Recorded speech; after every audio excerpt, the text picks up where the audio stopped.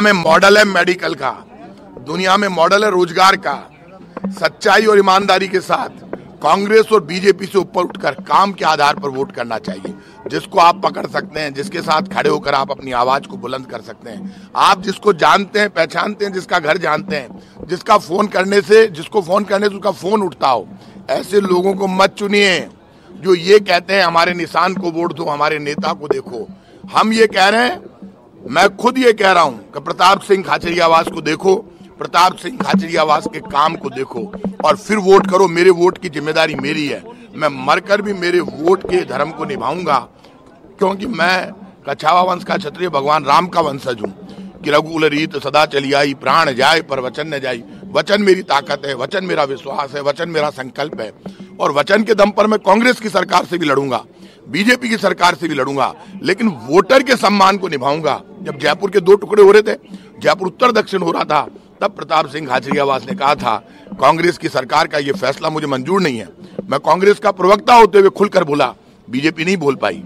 और जब स्टेट की बात हो तो दोनों पार्टियों के काम को देखना चाहिए और ऐसे कैंडिडेट देखने चाहिए जिनको थोप दिया गया है। आप बताइए, हालात ये जयपुर में ऐसे कैंडिडेट उतार दिए जिनको बीजेपी का कार्यकर्ता नहीं जानता, जिनको बीजेपी के नेता नहीं जानते, जनता नहीं जानती, घर नहीं जानती। इतना घमंड है बीजेपी को कि हम तो किसी को भी भेज देंगे, तो आप पत्थर को भेज दोगे तो पत्थर से सर फोड़ देंगे लोग। ये पाप है।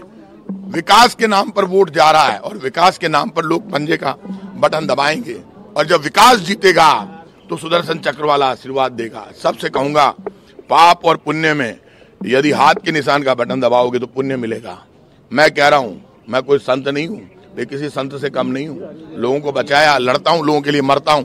एक सच्चा आदमी खड़ा है हमेशा। जब मैं खुद कांग्रेस की सरकारों से टकरा जाता हूं, जब जनता के दर्द और परेशानी होती है, आज मुझे जरूरत है, मेरे साथ आइए। इस आवाज को जिंदा रखना चाहते हो तो प्रताप सिंह खाचरियावास के साथ आओ, कांग्रेस के साथ आओ और एक नया इतिहास बनाओ। पता चले लोगों को कि कांग्रेस की सरकार भी रिपीट कर रही है और जयपुर में सिविल लाइंस में रिकॉर्ड वोटों से हम जीतेंगे तो कांग्रेस और बीजेपी के वो नेता सुधर जाएंगे जो काम नहीं करते।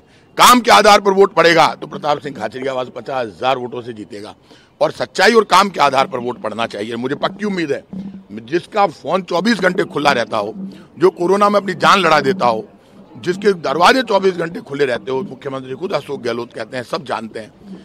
आज ऐसे व्यक्ति को इतना गंदा गंदा बोलते हैं। मेरे ऊपर एक सिंगल केस नहीं है आपराधिक, एक सिंगल केस, और इन लोगों के खिलाफ मुकदमे दर्ज है।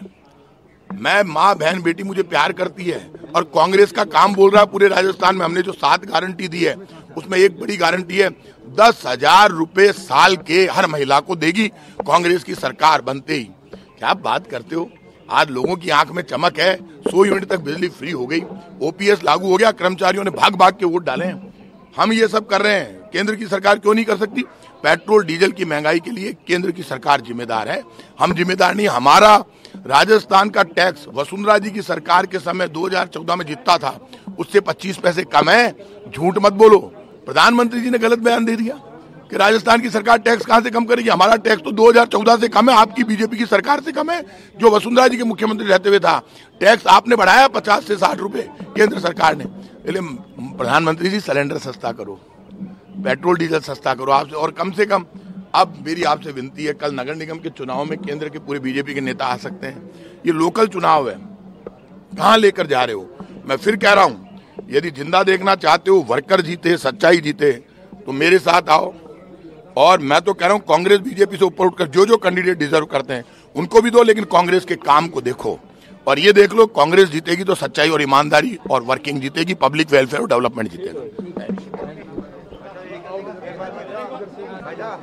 सिविल लाइन से इस बार प्रत्याशी के तौर पर चुनावी मैदान में उतरे हुए हैं, मंत्री भी रहे हैं कांग्रेस की सरकार में, और साथ ही उन्होंने साफ तौर पर कह दिया कि मैं कोई साधु नहीं हूं, मैं कोई संत नहीं हूं, लेकिन उससे कम भी नहीं हूं। और साफ तौर पर उन्होंने कह दिया कि इस बार कांग्रेस जीत करके बताएगी कि क्या क्या कांग्रेस ने काम किए हैं।